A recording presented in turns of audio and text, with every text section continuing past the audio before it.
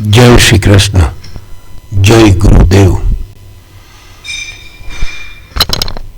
आज हम शिक्षा फॉर द मार्केट की हेल्प लेके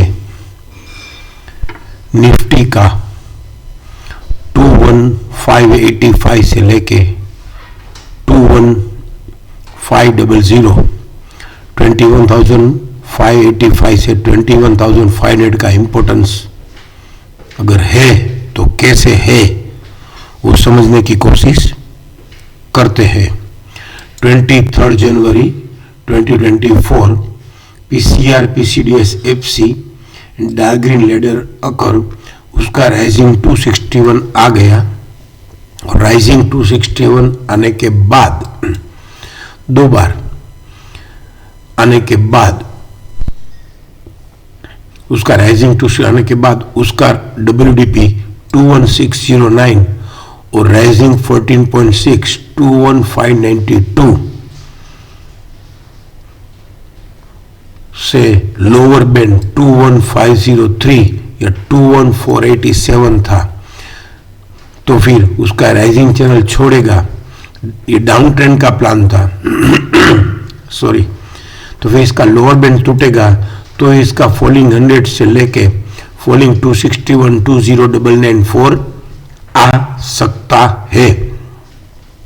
अब इसी को हम 2 जनवरी के प्लान में समझने की कोशिश करें तो 2 जनवरी में भी ये क्लेमिंग बाय 261 आ गया था, ये एफयूबी अकर भी हो गया था और एफयूबी अकर होके स्टॉप एंड यूसेल विथ मल्टीपल रेशंस विथ सर्कल हो गया। तो फिर भी इसका डब्ल्यूडीपी, ये कैचिंग द फॉलिंग नाइफ का डब्ल्यूडीपी है, डार्क ग्रीन भी अकर हो गया था डायरेक्टर पैटर्न। तो फिर इसका डब्ल्यूडीपी 560 से लेके इसका फॉलिंग 100 टीयूएलएस 505 तोड़ेगा तो ही इसका फॉलिंग 261 21307 से लेके 21133 जो कि अभी हाल फिलहाल का हाईलाइटेड डार्क ग्रीन बॉटम 21137 ही है। तो फिर भी अगर ये 21,500 तोड़ेगा तो भी उसका टारगेट 21,133 ही है जो कि इसका फॉलिंग 261 है और हाईलाइटेड डार्क बॉटम भी है। तो इसका मतलब ये नहीं है कि ये एफयूबी नहीं हो रहा है तो एफयूएस नहीं आएगा 20994, लेकिन ये एफयूएस प्राइस हम सबको मालूम है कि एफयूबी एक्सटेंड होते होते एफयूबी अगर नहीं होता है तो एफयूएस प्राइस आती है, लेकिन बीच में दो बड़े हर्डल है। इस पर ये लॉजिक हम समझने की कोशिश करें, शिक्षा सिस्टम का अंडरस्टैंडिंग।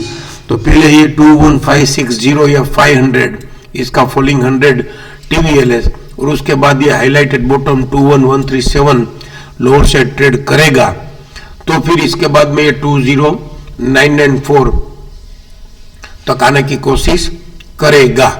अब इसको हम वीकली प्लान में समझने की कोशिश करें तो आज फ्राइडे है और वीकली में भी ये एक्टिव रेजिस्टेंस लेके लो इसका एफसी 23.6 तक आ गया है। तो फिर भी इसकी जर्नी यहाँ पे एटीआर की जर्नी भी 21584 है और इसका लोअर बैंड भी 21587 से लेके 21508 है। तो यहाँ पे भी हमको 21,600 585 से लेके 21,500 का इंपॉर्टेंस समझ में आ रहा है। बल्कि ये कैचिंग द फॉलिंग नाइफ का प्लान है तो ये नीचे तोड़ के जा भी सकता है, लेकिन एक बार तोड़े तो सही, उसके बाद में आगे समझने की कोशिश करेंगे। इसका कैचिंग द फॉलिंग नाइफ पर डब्ल्यूडीपी भी 21371 ही है और इसका फॉलिंग 100 का एब्सोल्यूट प्राइस भी टीवीएलएस भी 21068 है। 21137 21500 वो सब तोड़ने के बाद हम उसको 20994 तक की जर्नी समझ सकते हैं। मंथली प्लान में अगर जाने की कोशिश करें तो मंथली में भी आईसीआरसी खुल के इसका फॉलिंग 23.6 या इसका फॉलिंग 14.6 का एब्सोल्यूट प्राइस 21581 से लेके इसका फॉलिंग 23.6 का टीवीएचएस 21508 और एब्सोल्यूट प्राइस 21492 ही है। तो एक बार इसको 21,500 या 21,475 से वापस क्या रिट्रेस होना चाहता है या वापस रिट्रेस होगा कि नहीं, वो आने वाले दिनों में डेली में कैसे ये 21,500 आके कैसे रिएक्ट करता है। आज का प्लान अगर हम समझने की कोशिश करें डेली का, तो 345 पॉइंट की रेंज हो गई है, जो कि वो रेंज बट ऑब्वियस है कि एक्सटेंडेड रेंज है। तो एक्सटेंडेड रेंज होने के कारण और कटिंग द फ्लाइंग काइट होने के कारण ये शायद आज के प्लान में भी 21,554 लोअर से ट्रेड ना करे। तो एक बार ये जो डार्क ग्रीन अकर और कैचिंग द फॉलिंग नाइफ का WDP 21562 से लेके वापस किधर तक भी रिट्रेच हो सकता है, वो किधर तक रिट्रेच होगा वो हम आने वाले दिनों में उसको फॉलो करके देख सकते हैं या देखेंगे। लेकिन फिलहाल ये 21,554 या 21,585 या 21,560 लोअर साइड ट्रेड करना नहीं चाहता है या शायद ट्रेड नहीं कर पाएगा। और उसके पहले एक बार ये इसका WDP 21,797 से लेके इसका JGD 21,879 तक रिट्रेच हो सकता है। वो कैसे होता है वो आने वाले दिनों में देखेंगे। इसका क्वार्टरली प्लान भी देख ले, तो क्वार्टरली में भी ICFC खुल के उसने एक्टिव सपोर्ट लेके ये किस वैल्यू को किस किया है। तो किस वैल्यू को किस करने के बाद अभी री एंट्री इन FC भी 21,180 से ही होगी।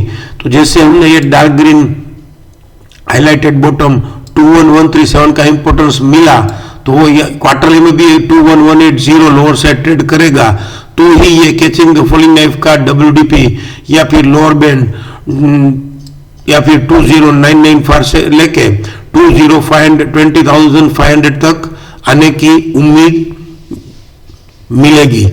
अभी देखते हैं कि 21,500 कैसे लोअर साइड ट्रेड करता है और उसके बाद 21,100 लोअर साइड ट्रेड करता है। तो फिर आने वाले दिनों में ईयरली हायर गैप का न्यू BDP 20,600 से लेके ये क्वार्टरली का 20,500 भी आ सकता है। Thank you. जय श्री कृष्ण, जय गुरुदेव।